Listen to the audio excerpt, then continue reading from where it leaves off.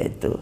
Nah inilah maka yang pertama dari konsep iman itu tasdik, percaya dulu, imani dalam hati. Yang kedua, orang kalau sudah iman Pak, kalau sudah tasdik dalam hatinya, tasdik itu artinya membenarkan dalam hatinya. Jadi apa namanya, hatinya itu taslim kepada Allah. Ya. Yang kedua harus takrir. Takrir itu pengakuan bil lisan, secara verbal harus diakui. Apakah Nabi Muhammad adalah utusan Allah? Naam, huwa Rasulullah khatamun nabiyyin. Ya harus diakui itu. Salah satu pengakuan ikrar kita, kan ada orang kadang-kadang aneh-aneh aja ya Pak Ustadz, saya kan muslim dari lahir, dikata saya syahadatnya kapan ya? Begitu makanya ditanya lagi. Kan ada hadis begini nih, kullu mauludin yuladu alal fitrah fa abawahu yuhawwidanihi wa yunassirani. Nah, kalau kita ngikut versinya Imam Ibnul Qayyim, nah Ibnu Qayyim tuh nulis buku judulnya Tuhfatul Maulud, tipis gitu. Itu kitab itu saya senang sekali tuh.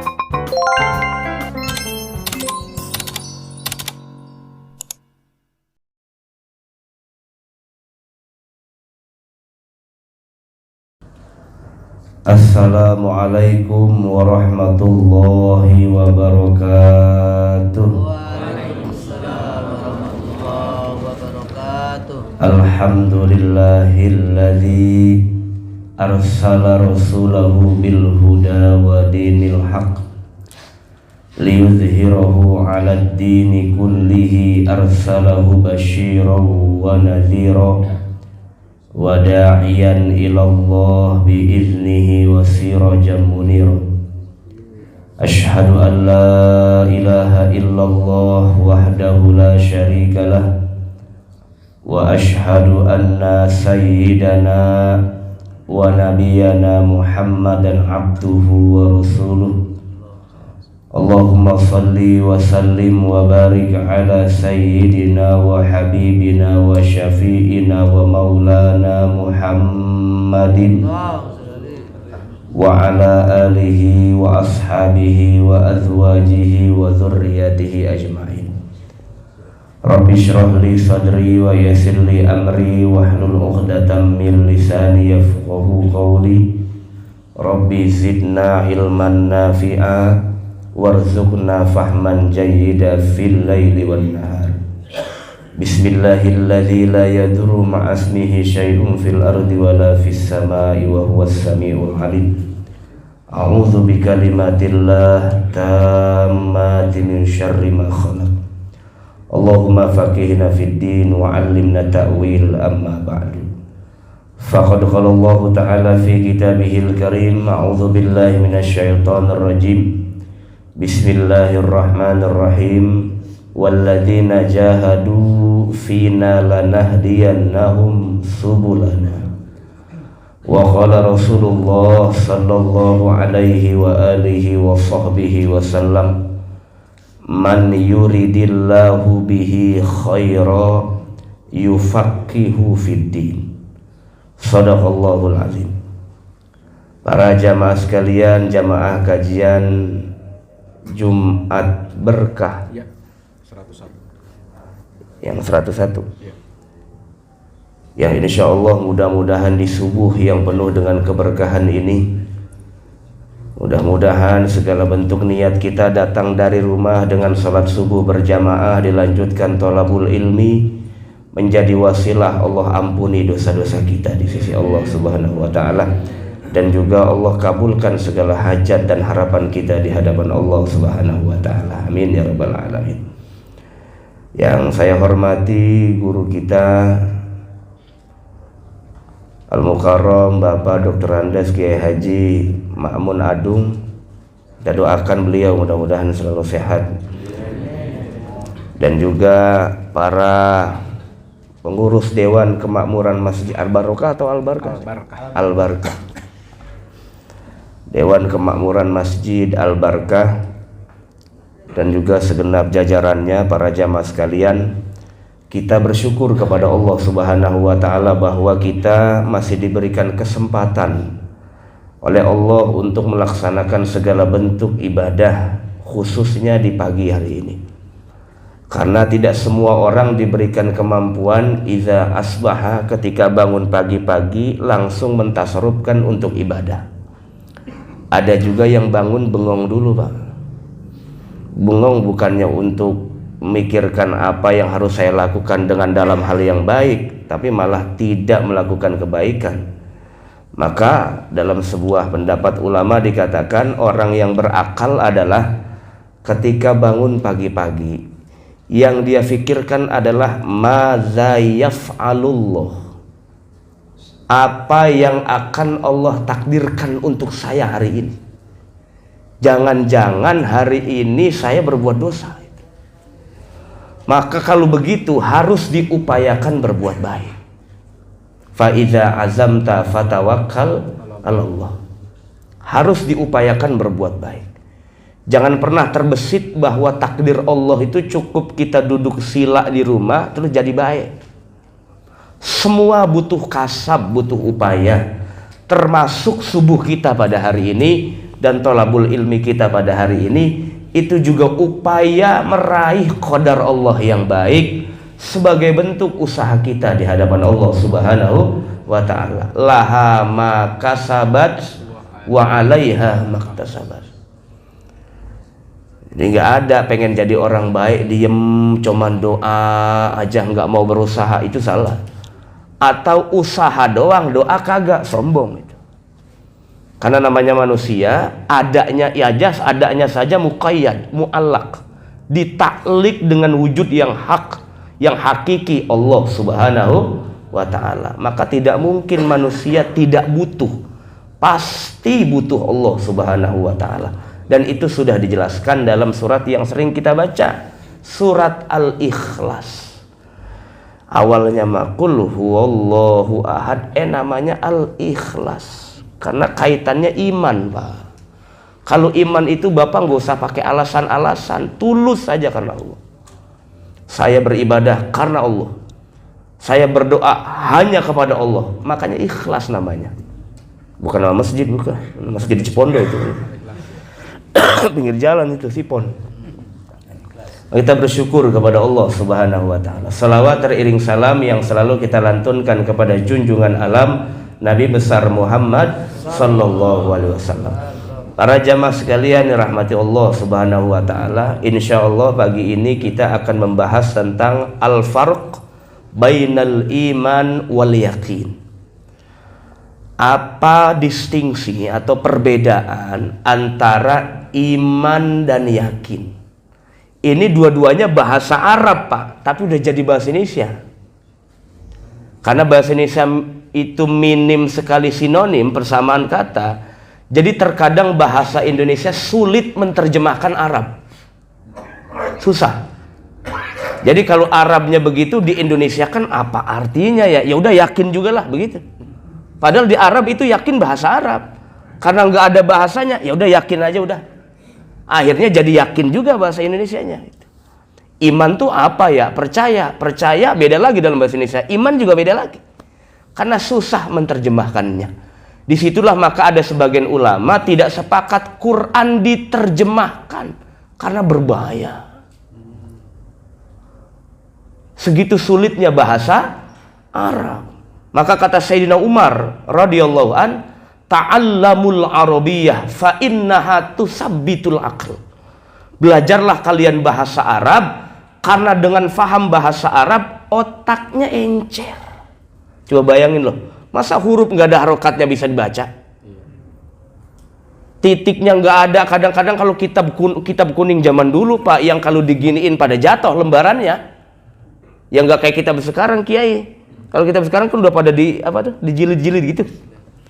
Lah itu titiknya hilang, ininya hilang. Tapi kok bisa diterka-terka gitu loh. Makanya orang-orang di pesantren salaf dulu kagak sekolah juga mengambil paket C doang, Pak. Itu rada pinter. Ngambil paket C doang sekolah tapi rada pinter. Lah orang tua di kita dulu, Pak, sekolah kagak, ngapa kagak, ngitung duit cepet. Yang mata duitan itu, Pak. Itu. Ya sama halnya tidak semua yang tidak sekolah dokter berarti nggak bisa ngobatin, kan nggak semua. Ada udah capek minum obat mulu takut overdosis, langsung larinya ke yang lain, alternatif. Sembuh, kagak kuliah, nggak punya ijazah, dokternya yang kagak sembuh, puyeng lah gue yang kuliah, sembuhnya sama dia. Semua dikasih sama oleh Allah Subhanahu wa Ta'ala, tinggal berbeda orientasinya, begitu saja. Itu maha adilnya Allah Subhanahu wa Ta'ala. Maka sebagian ulama bilang susah menerjemahkan bahasa Arab ke Indonesia, itu susah, Pak. Saking susahnya, makanya kata-kata yakin jadi yakin lagi di Indonesia itu. Nah, Al-Quran diterjemahkan itu, apalagi versinya Kementerian Agama, sebetulnya bukan untuk diajarkan, ditadaburkan. Itu pun personal ya. Bapak lagi di rumah, baca Quran terjemah supaya lebih meresapi, nggak apa-apa, tapi jangan buat ngajar, bahaya, Pak. Karena terjemah itu apa ya hanya makna bebas saja, bukan inti daripada artinya Al-Quran. Apalagi yang berkaitan dengan persoalan ayat hukum, bahaya ya. Apalagi yang terkaitan dengan persoalan akidah, berbahaya. Disitulah maka Al-Quran menegaskan, fas'alu ahla dzikri in kuntum la ta'lamun. Kalau ada hal yang tidak faham, tanyakan ahli zikir, ay al-ulama. Maksudnya adalah al-ulama.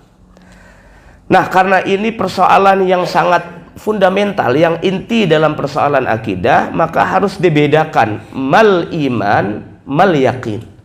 Apa itu iman, apa itu yakin. Itu dua hal yang berbeda. Ada ulama yang mengatakan iman itu belum tentu yakin, Pak. Tapi kalau sudah yakin pasti iman itu. Sama seperti orang muslim itu, Pak, belum tentu sholat. Tapi kalau sholat sudah pasti Islam itu agamanya. Karena ibadah yang lain punya agama, yang lain punya ibadah sendiri kan begitu. Sama seperti di Quran ada perbedaan antara muslim dengan mukmin. Kata Imam Ibnu Taimiyah, kalau satu ayat disebutkan berbeda antara muslim dan mukmin, berarti maknanya beda. Kalau dalam satu ayat. Kalau beda ayat, maksud saya kalau satu ayat maknanya sama, tapi kalau beda ayat itu beda maknanya. Ya, beda maknanya. Karena kadang-kadang kata-kata mukmin, kata-kata muslim itu juga digandengkan dalam satu ayat. Tapi kadang-kadang juga iftirak, dipisah. Ya, antara ayat satu dengan ayat yang lain. Makanya Imam Ibnu Taimiyah menulis buku itu menjelaskan itu doang tuh, nulis buku, Pak. Agak ya lumayan lah, ada 200 halaman, namanya Kitabul Iman namanya. Kitabul Iman. Ya. Nah, di situ salah satunya kata beliau, tidak ada makna Quran metafor, itu nggak ada itu. Semua Quran maknanya hakiki itu. Itu saya baru ngeh itu, Pak. Baru paham kalau ternyata yang ditafsirkan oleh beliau begini ya karena memang begitu. Ya kalau Allah bilang bahwa bahwa Allah tuh punya seperti ini dalam Al-Quran disebutkan, ya imani seperti itu, ya udah. Apa adanya. Kamakol, sebagaimana Allah berfirman di dalam Al-Quran. Ternyata beda teori memahami Al-Quran. Jangankan beda mazhab atau beda paham lah, abang sama adik satu perut, wataknya beda itu. Beda nggak, Bang? Beda. Jadi perbedaan itu keniscayaan karakter manusia. Suami sama istri nggak mungkin sama pola pikirnya, nggak mungkin sama, Pak. Justru karena beda disatukan gitu loh. Karena beda disatukan, kita mah kayaknya sama ya, sehidup semati, goroh. Paham bahasa gondrong nggak goroh? Goroh sampai kiamat, nggak bakal sama. Justru kalau sama, Allah nggak kuasa, Pak. Allah pengennya berbeda. Hanya Allah yang tidak punya masil, perumpamaan. Hanya Allah saja. Kalau makhluk harus ada masilnya. Itu perumpamaannya. Makanya Allah ciptakan begitu supaya apa? Supaya pengen kenal gitu loh. Coba bayangin suami sama istri mukanya sama, jenis kelaminnya sama, kagak pengen kenal. Udah muka sama, semua sama sebumi, nggak ada orang pengen kenalan, Pak. Sukunya banyak di Indonesia, ketemu di mana? Nanya, di sono makanan khasnya apa? Jadi pengen kenal. Makanya di Quran begitu, lita'arofu. Coba kalau nggak ada perbedaan, nggak ada kata-kata lita'arofu, nggak ada, Pak. Enggan kita untuk bertanya juga, karena ada persatuan. Nah, kita disatukan oleh Allah, satu dalam iman, dua dalam Islam, tiga dalam kiblat, empat dalam Al-Quran, lima dalam Nabi terakhir, Nabi besar Muhammad Sallallahu Alaihi Wasallam. Jadi nggak ada alasan itu untuk memfasikan orang, untuk mentabdikan orang, apalagi mentakfirkan orang yang sholatnya masih ngadep kiblat. La yukaffiruna ahlal kiblah. Ciri orang yang mengikuti doktrinnya, agamanya, ajarannya Rasulullah, la yukaffiru ahlal kiblah, tidak mudah memvonis kafir orang yang sholatnya masih ngadep kiblat, kecuali sholatnya ngadep zaitun. Zaitun mana tadi? Zaitun minyak. Ya, minyak zaitun maksudnya. Ya. Kecuali sholatnya ngadep yang lain, baru kalau masih ngadep kiblat masih saudara kita. Begitu maksudnya. Jadi kan enak. Lebaran tetap datang bawa kue Cina kan gitu. Nah, ini cuma gara-gara begitu doang makin didengkian. Tapi sholat mah jalan, dengki sama orang jalan, bagaimana itu? Sholatnya selama ini pura-pura, kalau masih dengki sama saudara, sholatnya pura-pura. Tahu pura-pura apa? KTP doang. Karena sholat itu harus melahirkan ketulusan hati itu. Tanha anil fahsya wal munkar. Bukan cuma fahsya munkar dalam arti empirik loh, Pak, tapi secara nurani. Semakin sholat, semakin soleh dengan tetangga. Semakin sholat, semakin baik ucapannya dengan orang lain. Semakin pulang haji, semakin bagus etikanya terhadap sesama. Kok pulang haji pamer emas, imitasi lagi. Tahu orang mana kali? Harusnya kan semakin rendah. Apalagi kita meniat jatuhin ketika kita niat ihram. Nawaitul hajja wa ahramtu bihi ta'ala, kan pakai kain begitu doang, Pak, ya. Ibarat sebuah mayit jenazah yang sudah pengen masuk ke liang lahat. Iman itu paling tidak pemahamannya tiga. Ini saya perbedaan antara iman dengan yakin dulu ya. Iman itu paling tidak pemahamannya tiga. Jadi Bapak kalau paham tiga ini bisa ngelihat nih orang iman apa goroh gitu, apa bohong. Yang pertama tasdik. Tasdik itu adalah pengakuan, pembenaran di dalam hati, bukan lisan, tapi hatinya. Hatinya tasdik, membenarkan apa yang dibawa oleh Rasulullah, apa saja yang disampaikan oleh Rasulullah, apa saja yang ditablikan oleh Rasulullah. Kita tidak akan kenal Allah tanpa Rasulullah, Pak. Makanya dalam sholat itu harus salam kepada Nabi.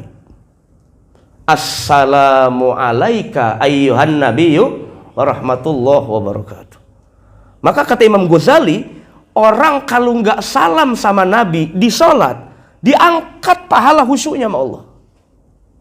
Su'ul adab, Pak. Tahu sholat dari Nabi, tahu puasa dari Nabi, kenal Allah Rahman Rahim, Ghafur Ghaffar dari siapa? Dari Rasulullah. Ada ilmuwan dari Barat bilang begini, Pak. Sebetulnya manusia itu nggak pakai kitab suci, nggak pakai seorang Rasul, kenal Tuhan. Saya bilang Tuhan loh, Pak. Kenal Tuhan. Dengan akalnya yang luar biasa diciptakan Allah, manusia ini bisa berpikir, tidak mungkin di meja ada sendiri, gitu kira-kira.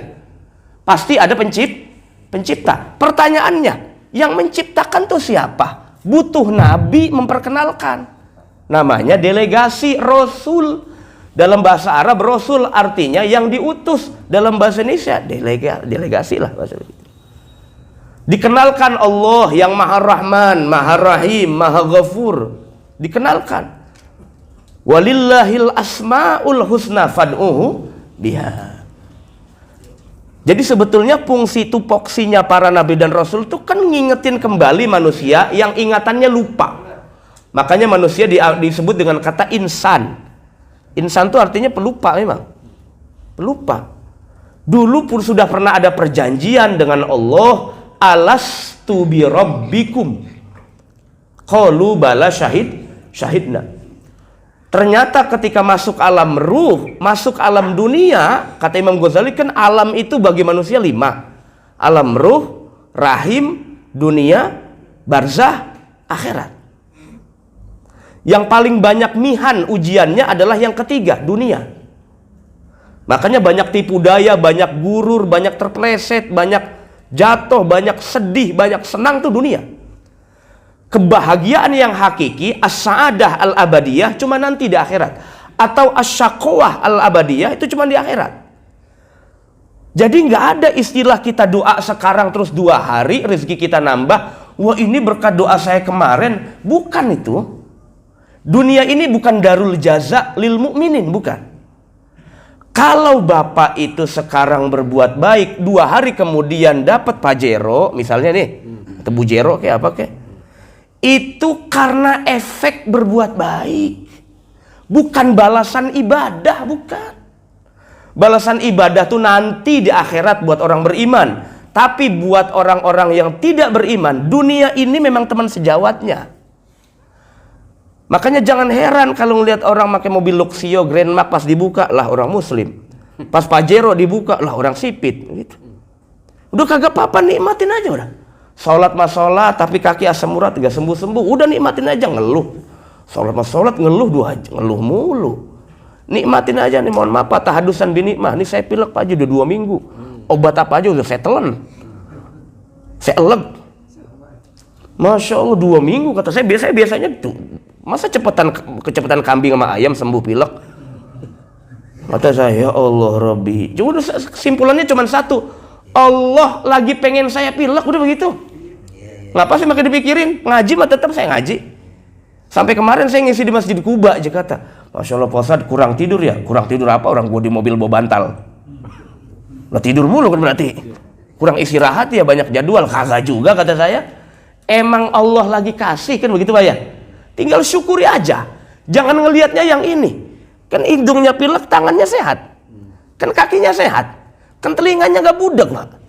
Artinya masih ada nikmat Allah yang disyukur. Qalilam ma yashkurun. Orang banyak dikasih nikmat, tapi sedikit yang bersyukur kepada Allah Subhanahu wa ta'ala.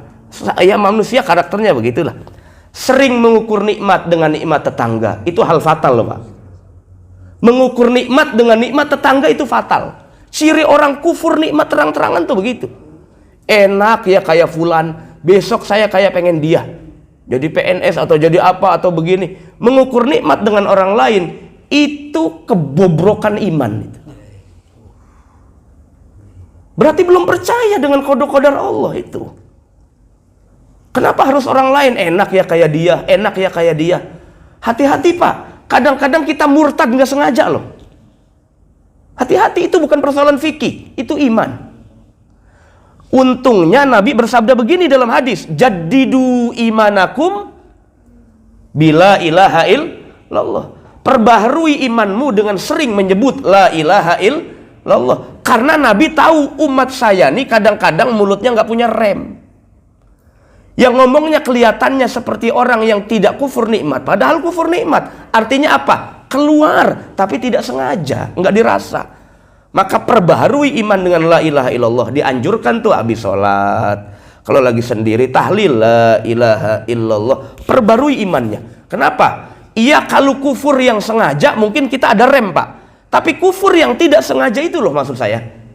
Itu yang kadang-kadang kita kagak rasa. Maka perbarui, upgrade kembali imannya. Salah satu upayanya adalah sering duduk di majelis ilmu, duduk di masjid, ya. Kemudian juga sering berzikir kepada Allah Subhanahu wa taala. Termasuk nuntut ilmu. Imam Malik radhiyallahu an, ini kadang-kadang mohon maaf Pak, saya sampaikan saja. Ada orang lagi ngaji. Ini lagi ngaji nih Pak.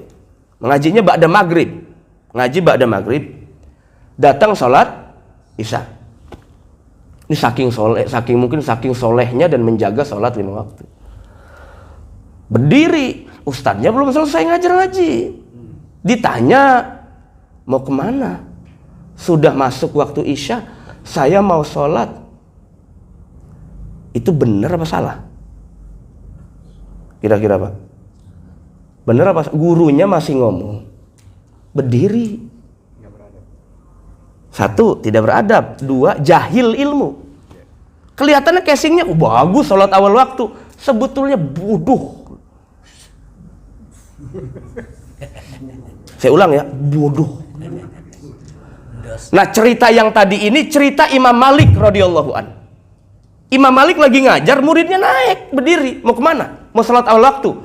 Anda paham nggak? Menuntut ilmu pahalanya jauh lebih besar daripada hanya sekedar sholat awal waktu. Sholat awal waktu itu Pak, keutamaan waktu bukan keutamaan zat ibadah. Bedakan itu. Keutamaan waktu dengan keutamaan zat ibadah itu berbeda Pak. Berbeda.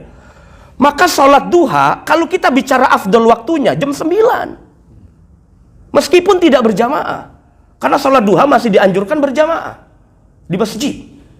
Kalau ditanya afdalu waktu duha, bukan ketika jam 7:30. Kata ulama, wa afdaluha itu tengah-tengahan ketika irtifa.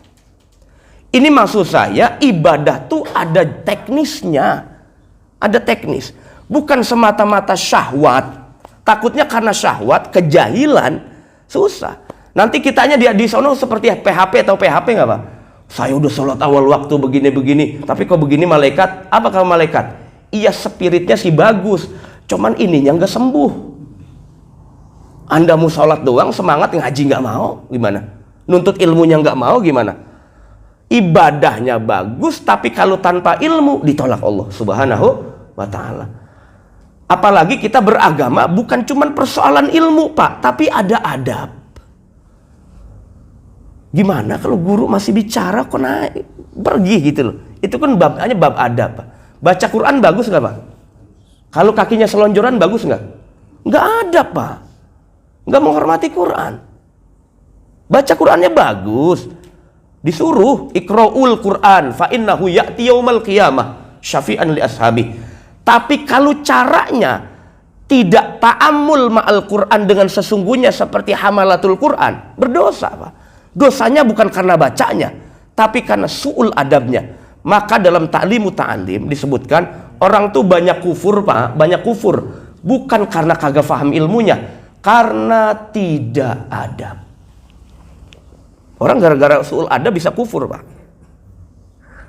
Sholat pakai tangan pendek begini nih, itu boleh nggak Pak? Boleh, sah-sah saja. Cuman kan nggak etis lah, kondangan pakai batik paling mahal. Sholat di masjid pakai oblong doang, partai, baju partai, boketek lagi. Itu kan su'ul adab Pak. Jadi kita bukan cuma persoalan ilmu. Kalau ilmu secara fikih, auratnya laki-laki beres sudah, antara baina surah wa rukbah, beres, selesai. Tapi ternyata ibadah bukan cuma itu, ada adab-adabnya ya. Nah itu. Nah inilah maka yang pertama dari konsep iman itu tasdik, percaya dulu, imani dalam hati. Yang kedua, orang kalau sudah iman Pak, kalau sudah tasdik dalam hatinya, tasdik itu artinya membenarkan dalam hatinya. Jadi apa namanya, hatinya itu taslim kepada Allah. Ya. Yang kedua harus takrir. Takrir itu pengakuan bil lisan, secara verbal harus diakui.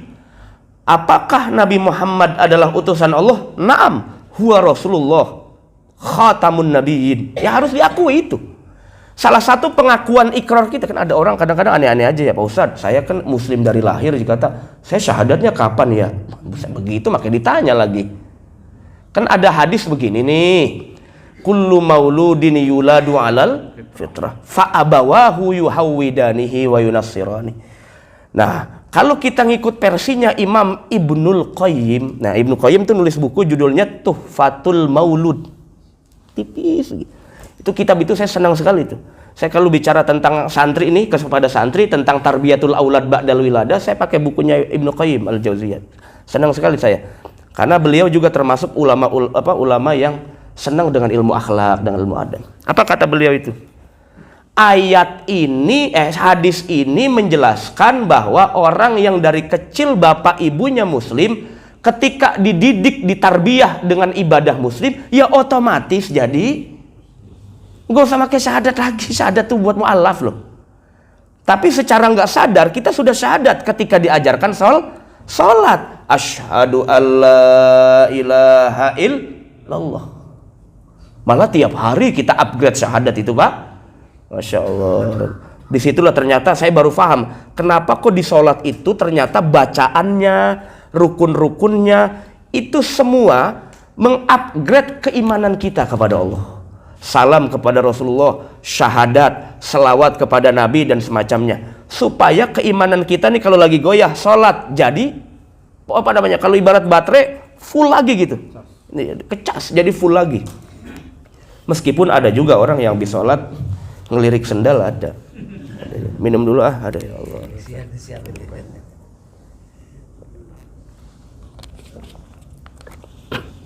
Dah. Yang ketiga Pak adalah a'mal bil arkan. Harus ada aktualisasi iman. Pak Ustadz, ada abang saya, ini teman saya nih Pak, orang kapuk, bukan orang kapok, bukan orang kapuk. Ya. Saya punya abang baik banget, katanya baik sama tetangga, baik sama ini segala macam, pokoknya hablum minannasnya bagus lah Pak. Cuman satu dikata, kagak sholat. Lah, bagaimana ya kata saya? Sholat enggak, puasa Ramadan enggak, zakat boro-boro udah kagak gablek duit sih. Tapi kalau nolong tetangga apa segala macam luar biasa dah pokoknya. Pokoknya sangat sosialis lah, kira-kira begitu. Tapi satu juga tak kagak sholat. Nanya ke saya begini, masuk surga apa enggak kalau begitu? Saya bilang lah, saya bukan panitianya. Ngapa nanya ke saya? Saya nggak punya orang dalam, saya bilang. Jangan nanya begitu, kesereman kata saya. Terlalu jauh untuk nakar orang tuh masuk surga atau tidak. Gitu, terlalu jauh. Iya sih di Quran disebutkan orang yang beriman beramal soleh nanti masuk surga, yang surga di bawahnya ada, begitulah, ya disebutkan seperti iya. Tapi kan itu bahasa Quran Pak. Kalau sudah diaktualkan kayak kita nih berdakwah, kayaknya serem betul gitu dakwah. Anda neraka, Anda surga. Punya orang dalam kali, atau panitia dia? Nggak begitu, karena susah juga. Makanya kan dalam agama ini ada bab 2 Pak, targhib wa tarhib. Malah jadi nama kitab loh. Targhib itu gimana orang seneng ibadah. Jangan ditakut-takutin nih. Jadi ustadz apa aja nanya nggak boleh. Pak Ustadz ini boleh nggak? Kagak boleh. Pak Ustadz yang begini boleh nggak? Kagak boleh. Yang ini boleh nggak? Nggak boleh. Kalau bunuh ustadz boleh nggak? Bisa dibalikin begitu sama yang nanya. Apa aja kagak boleh loh. Makanya dalam usul fikih Pak, dalam kaidah berfikih, harusnya seorang mufti atau orang yang ditanya oleh mustafti, kalau ada orang yang nanya, kasih hukum yang paling ashal, paling mudah, supaya senang beragama. Ustadznya yang harus keras. Buat orang mah kasih mudah, ustadznya yang ketat, paham nggak? Ada orang nanya, Pak Ustadz, saya witir bagusnya berapa? Kalau 3 boleh nggak Ustadz? Boleh. 1 boleh nggak Ustadz? Kadang-kadang lagi capek 1 rakaat doang witir, boleh. Tapi kalau ustadznya harus lebih dari rakaat itu. Paham nggak maksud saya Pak? Ustadznya harus lebih kuat, rakaatnya lebih banyak. Ini enggak, jamaahnya disuruh rakaat duhanya 8, ustadznya 2. Itu namanya keluarnya keras sama diri sendiri longgar. Itu salah namanya. Saya cuman punya uang segini Ustadz, boleh apa kagak saya untuk begini-begini? Udah boleh, buat ibu mah boleh, yang penting bisa ibadah kan enak. Kayaknya surga tuh gampang gitu loh. Jadi surga tuh gampang apa kagak tergantung yang nyampein sih kata saya. Kalau Allah mah sebetulnya gampang aja, cuman tergantung dai-nya. Ini dai TV sebelah apa TV mana gitu. Ini audisi dangdut apa audisi apa nah itu. Para jamaah sekalian rahmati Allah. Jadi ketika iman harus ada aktualnya Pak. Gak bisa kita hanya sekedar saya beriman kepada Allah tapi saya nggak mau sholat, boleh apa enggak? Nggak boleh. Aktualnya mana? Bukti Anda beriman tuh mana? Ya harus sholat. Makanya iman itu paling tidak 3 ini nih rukunnya nih. 1 tasdik dalam hati, 2 pengakuan secara lisan, 3 aktualisasinya secara amal. Maka kata Imam Junaid al-Baghdadi, ini juga disebutkan oleh Imam Hasan al-Basri, orang yang pengen surga tanpa amal, pengen doang Pak.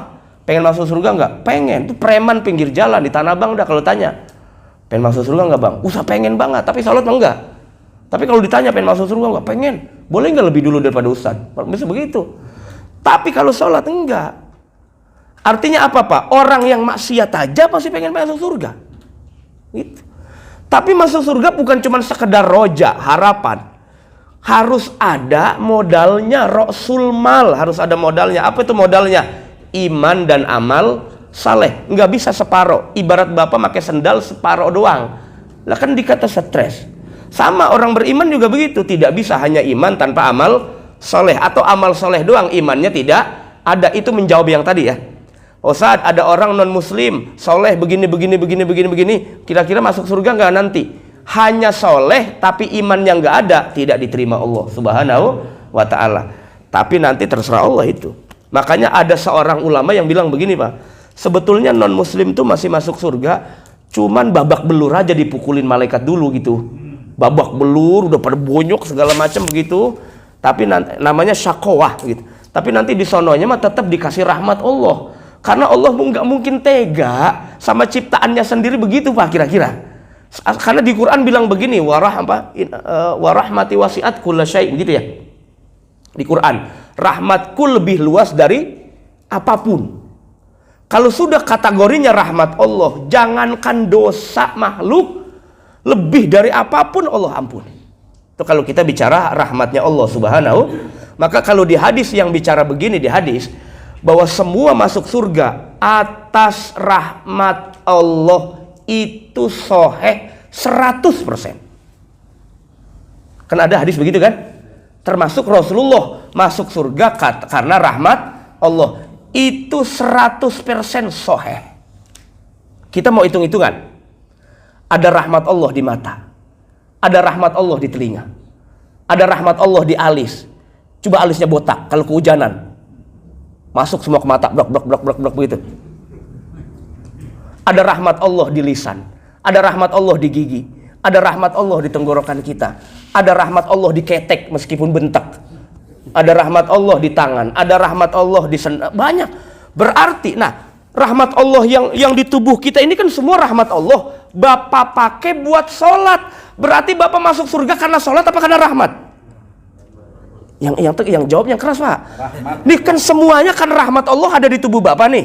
Bapak pakai buat sholat, berarti bapak masuk surga karena sholat apa karena rahmat? Rahmat. Udah sahih 100%. Karena rahmat Allah Subhanahu wa ta'ala. Banyak orang yang sehat kagak datang ke masjid, betul nggak? Betul. Maksud saya hadis itu sahih 100%. Kalau kita mau hitung-hitungan nikmat, enggak. Aduh. Sholat kita makan lama kalau di masjid doang, karena ngimaminnya enak tadi. Coba kalau di rumah, Masya Allah, sholat isya setengah menit selesai. Setengah menit itu semana ya? Ya udah segitu dah. Maksudnya Pak Ustadz? Bukan. Ya, bukan kalau di sini. Bukan kalau di sini. Iya. Nah begitu.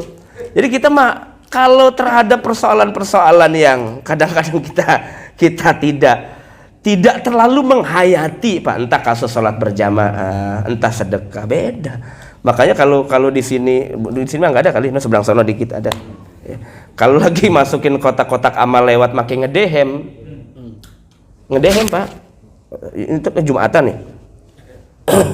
Dari ngeliat. Ker. Oh, ternyata gocapan. Pantasan ngedehem. Coba kalau 20.000. Digituin dulu, tutupin Pak pasti. Atau nanti masukinnya nanti pas udah pada pulang baru masukin, karena malu 2.000 perak. Jadi surga seharga parkir depan Alfamart gitu. Murah banget ya. Ya Allah Rabbi. Nah, yang terakhir perbedaannya dengan yakin. Nah, kalau yakin ini Pak, kuwatul iman wasabatuhu. Tidak semua orang beriman itu yakin. Tapi kalau yakin pasti beriman. Maka dijelaskan oleh ulama yang disebut yakin dalam terminologi agama atau istilah agama adalah deskripsi atau gambaran dari kokohnya iman, itu disebut yakin. Karena begini, ada juga orang beriman tapi skeptis, syak, ragu-ragu. Dia bilang, hal aman tabillah, apakah Anda beriman kepada Allah?